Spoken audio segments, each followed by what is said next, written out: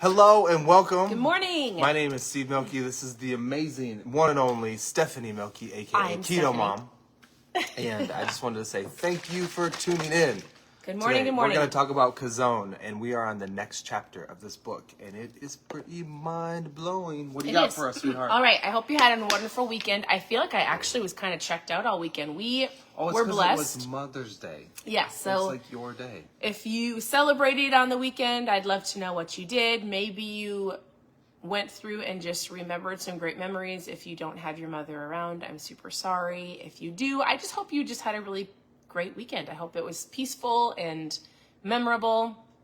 So we attended a women's conference. Our church hosted a women's conference. Our girls served. Steve snuck in the back. Came in the back on Friday. Our girls served on the weekend, and it was really amazing. We heard Joel Osteen, if you have never heard of that pastor, Joel Osteen, which I'm assuming you have. Books up there by him. But his sister, her name is April Osteen, and then Joel Osteen's mother, Dodie. It was really incredible. And they actually talked a lot about what you're called to do. It actually aligned right up with the book. So they invited the husbands to join us on Friday. I'm just reading all the comments. I love seeing all the stuff that you all did. Yes. So we had a great weekend. And I say all of that because we had a crazy busy weekend to where our kids are still sleeping. It's Monday. They rode horses on Saturday. We had our first horse competition. It's supposed to be so a horse many things. Was supposed to go down and come back and then go through all these things, all the poles, but then the horse decided it wanted to jump. Like it thought it was a bronco. One of our daughters had a bucky horse.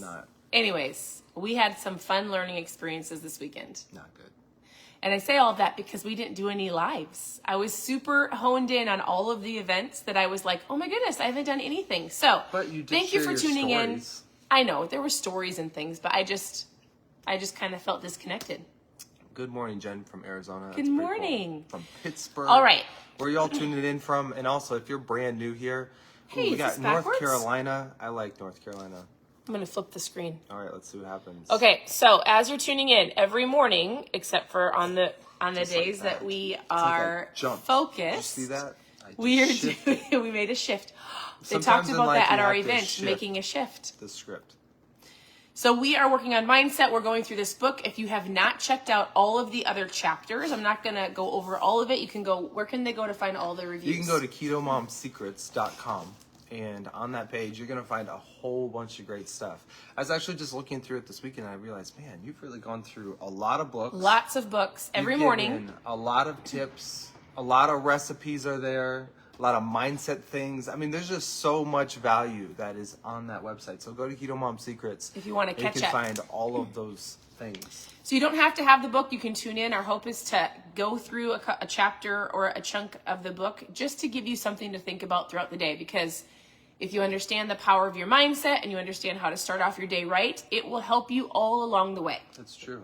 So we're diving in. If you are following along, we are on page, I don't think that's actually the actual page. So we're on page 81. That's a big 25. I know. I don't know why they do that. So moving from vision to action. We've been talking about your vision, your core values. We're talking about what are you truly called to do.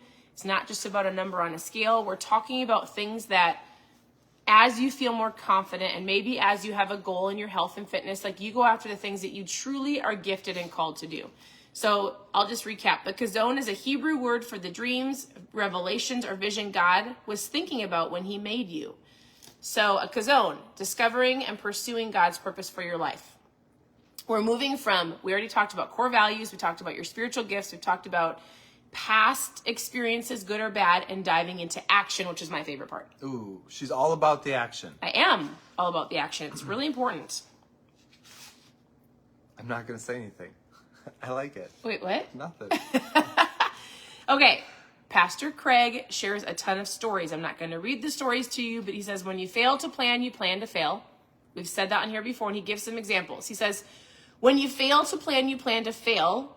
You plan to fail. So, for example, would you invest in a business that has no business plan? Would you board a plane that has no pilot, or the pilot doesn't know the destination? Would you get on the plane? I bet you some would. You've never seen... They're called skydivers. Oh, true. I'm just kidding. You've never seen a winning coach just tell his players, hey, I want you to go out there and wing it. I just want you to go out there. Sounds like elementary. Sounds school. like elementary school, yes. Just do your best. He says the scariest thing is most people improvise their way through life. And we wonder why we get stuck on, well, he says he shared a story about getting stuck on a ledge, but why do you get stuck in life? Because you don't have a plan. You haven't even written it down. You have no idea where you're going and you just settle. Right? So then when you settle, do you settle back into your old habits? Yeah. Do you settle back into your old routine? Well, if you're not focused on the future, if you're not focused on your goals, I was actually just reading something this morning, and it says the power of writing things down is so important. Oh, I think I read it in here. I read so many different things. I was reading Romans today in my Bible. I was recapping some of the stuff from our event this weekend, so I was going over and looking all the notes. Oh, because you wrote it down. I wrote it down. I'm curious how many people write down notes. Actually, that's what he's going to talk about. I was rereading before I was going to come on and teach you. So he says, those who plan what is good. Okay, so then he says this. It's super important, right, to have a plan. He says, a plan is what makes things happen, right? It gives you an action step. And so he says, it's even biblical. Those who plan what is good find love and faithfulness. All hard work brings a profit, but mere talk leads to poverty. That's in Proverbs.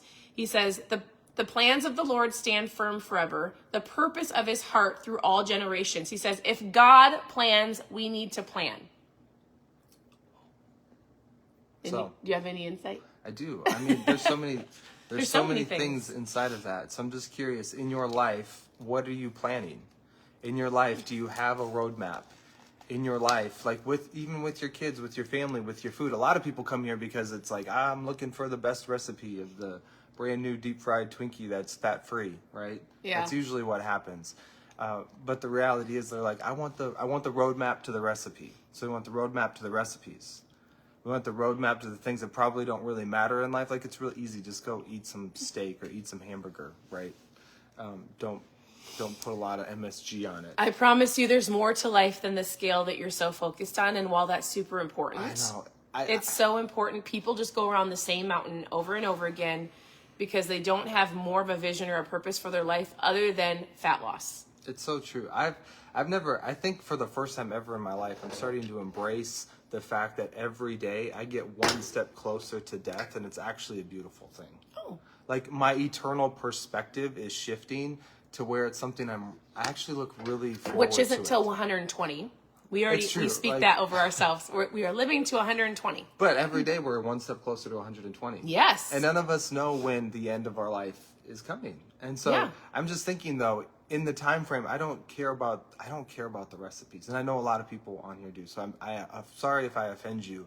But the hope is that when she's reading some of these things to you, you're starting to get a bigger picture for your life and how it truly does matter, and your life truly does make a difference. Your life matters. So while our fight could be right now the flesh of the scale and the sugar and that waking up and going to the gym, all of those things matter, but you matter more outside of just that. It does. It is super important. He says we let life circumstances and the pressures and the necessities of life just roll us down the sidewalk like a paper cup in a stiff breeze. Well, it is a stiff breeze out there right now. It's actually really windy here today. Wind advisory. We live in Minnesota. I was talking to my sister this morning. She's like, where are you traveling? And I said, nowhere. This is the best time to be in Minnesota. We are going to embrace every single day here until the winter. I mean, for the most part. People if they want to see us, they have to come here. He says, a farmer plans and he does not waste his soil or his seed. A sailor plans, or the wind decides where the boat goes. A business person plans, or the competition will win every time. Moms plan, or families sit down and don't get to eat. They have an empty table. Super important. You need to figure out my hope is that you figure out where you want to go, what you're called to do. Let's focus on your fat loss right now so you're more confident to do the things that you're called to do. So, how to swallow a mouse. Is that a mouse or a moose? Moose. A moose. Because a Sorry. moose is really big. O-U-S-E. What? How do you swallow a moose? Or an elephant. Some people say an elephant. Did you see how you eat it? one step at a time, one bite at a time. That's right. It's funny just reading the differences of comments between TikTok and Facebook. What's the difference? I actually can't read any of the Massive comments. difference. I'm not even gonna read the ones that are on TikTok, but the ones on Facebook. Oh, because they're probably, are they bad? It's funny. Spammers, maybe. Oh. All right. You know what? In life, you get what you give. Yeah. That's what I'm going to encourage you with. You want to know what? If you're going to give rudeness, my kids are learning this right now, and our daughter said this after this weekend. My daughter she was done with the event. She's 14, and she said, seriously, Mom, if people could just get this concept of awareness, communication, just speaking life in front of people, being able to control your emotions. She's like, if people could just understand a couple simple concepts, they would go so much further. But instead, we get jealous or angry, or we watch other people in hopes that that's us, or we think that they got lucky and I'm not willing to put in the work. Maybe you're disrespectful online. Like, isn't it funny how people will say things online, but they actually probably would never say it to your face? Mm-hmm. So good. Ever. I just am like, you get what you give.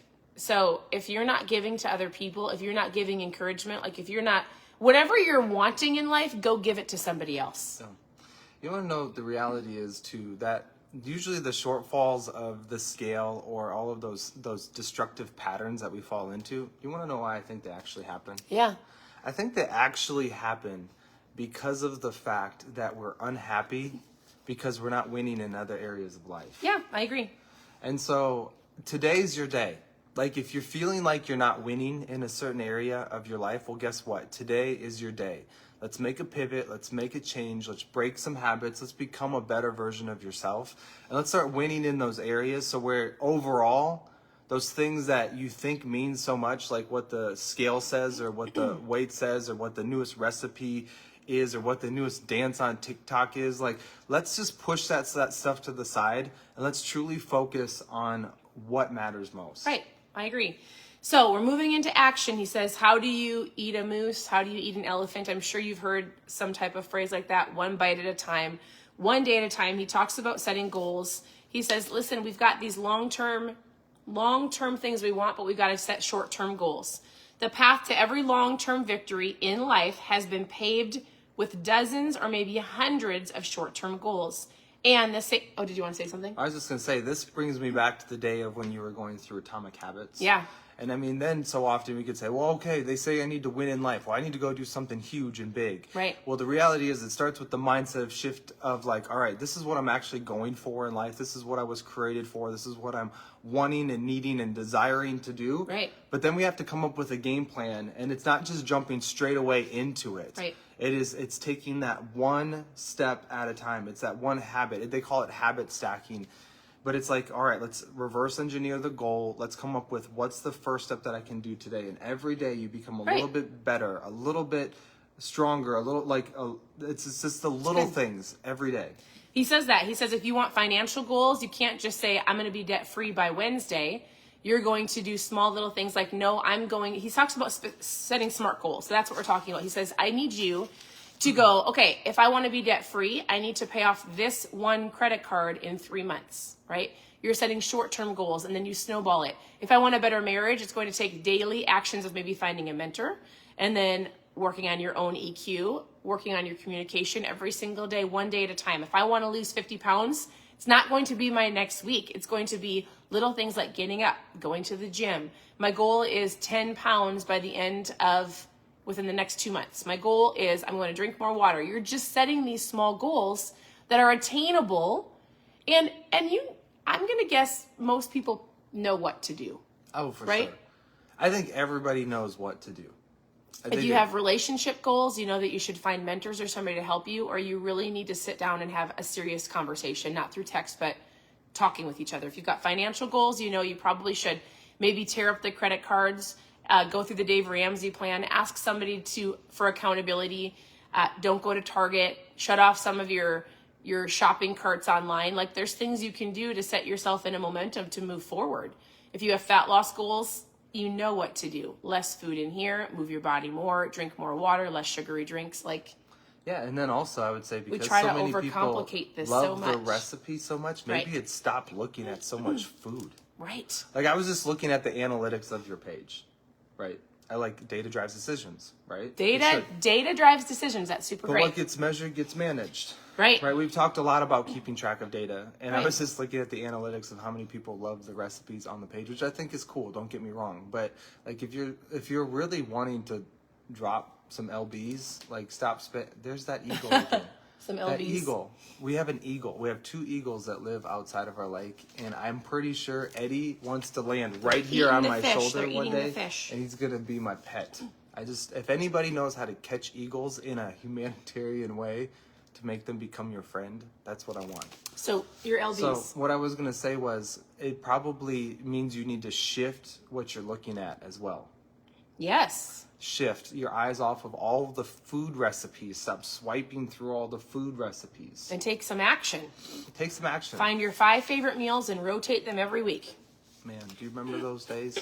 Now it's like we rotate Keep our it proven simple. foods. Yeah. That's what we do for lunch. All right. So he says short-term goals. A goal is your description of what you need to accomplish to make your Chazown a reality. A goal doesn't lock you in. A goal doesn't make you limited. A goal sets you free from doubt. It defines your life's most important endeavors and motivates you to begin to take some action. Don't worry if your goals change or grow. If your motion, you should be in motion, Well, right? and you should grow. Like your goals Right. should grow. It's Your going to change. steps, your action should get bigger. It should get stronger. Like as you create that momentum that we talked about in the last book, Right. like as you start taking these steps and you start winning in life, do you think you want to play smaller or do you think you want to play bigger? Right. You're going to want to step into more. So this is where I read write down your goals. He said most people that write down things actually they take it in. It's proven that if you write things down, you're more successful. He had a statistic. I underlined so many things. You got lots of stuff in here. Well, It's just a great book. I know. So I don't remember where it was, but he said, oh, I know where it is. Found it. He said, 1953. 1953, the Yale graduates of class of 1953 were surveyed to find out how many students had written down their goals. So in 1953. So what's your guess? What is your guess? What how percentage? many people, and Let's this see is the probably numbers down something below. in life, right? What percent of these students wrote down their goals? What percent out of 100 of people actually write down their goals? Out of the 100 people who are watching right now, what percent do you think are actually writing down their goals? He said 3% of people, however many people were in the graduate class of 1953, I bet you there was a lot, wrote them down, and they followed them over the course of 30 years, and those same 3% of people accumulated over 90% of the wealth in that entire graduating class. And it's probably not just about wealth. I bet you they obtained the most goals out of everybody. They actually accomplished it because they wrote it down. They probably had a focus. It's just different. So when you have you ever heard this? When you write, you invite. So the last thing I'm going to say, and so he's actually saying that. He's like, I want you to sit down today and I want you to write out some of your goals. Write them out. I was talking to my friend, 2 of my girlfriends this last weekend, and I said, you know, I know it's crazy. We were at this women's event, and everything, I wish I was typing, and that's not even right. I was actually taking my notes that I typed in my notes section on my phone, and I was writing them down today. Because, actually, I'm going to read them to you. Hold on. All right, I can fill this in for just a little bit. It is crazy. I know there was a couple seats and a couple rows behind us, but the reality was I was looking like no one was taking notes. Nobody was taking notes. So anytime we go to one of our company's events, anytime that we're with anybody that we want to learn from, Steve and I have our phones out, usually because I don't always have a notebook with me. And I'm always listening for something that I can catch to write down to review later.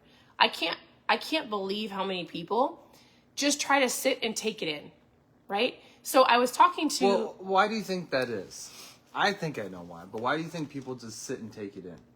Well, I think they think they're going to remember what they're learning. All right, so I would say this. Feelings are important, so they feel good. Yes. So they're looking for the whole feeling. women's event was great. This is so good. It made them feel so good. But I really wanted to go around and say, I would love to go ask them later this week. Like, what Tell did me you what learn? you learned. Like, what is one thing you've Or learned to take action? What did you put in action this week from that event? Yes. And this is not condemnation. Like, we're not saying, all right, if you've gone to events and you didn't take notes, shame on you. No, That's it's not- an awareness. Like my daughter Once was saying you know, that. you know. You just, it's so important to write some down because I bet you listen to people and you're like, oh, that was so good. But then all of a sudden you get home and you have to make lunch and you have to do life and you get a phone call and your kid is screaming and I had to do laundry yesterday because our laundry was piled for weeks. Like, it's not that you... I do hate hearing that you had to do that on Mother's Day. Okay, no, I didn't. Okay, actually, Amelia did it. I was just sitting and talking to her while he was making us a delicious dinner. I thought I was on duty to make He was on dinner duty, and I was like, Amelia, do you want to do my laundry? I was just helping her. What I mean by that is this. I don't want you to miss things in life because you sit there and you're like, I'm going to remember that. The power of writing things down is you have it later to go back and review. Right? It's good, but it also works from like a scientific way. Right. Like, it works a different part of your brain.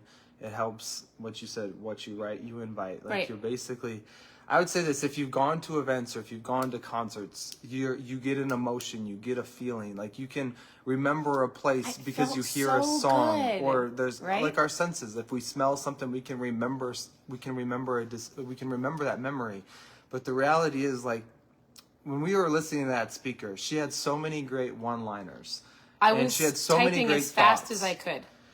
And I'm just curious, like, how many people there actually remembered something. And so here's the crazy part, though, is that it's like in that moment, no matter what, your subconscious mind is taking it all in. It's recording it. It's there.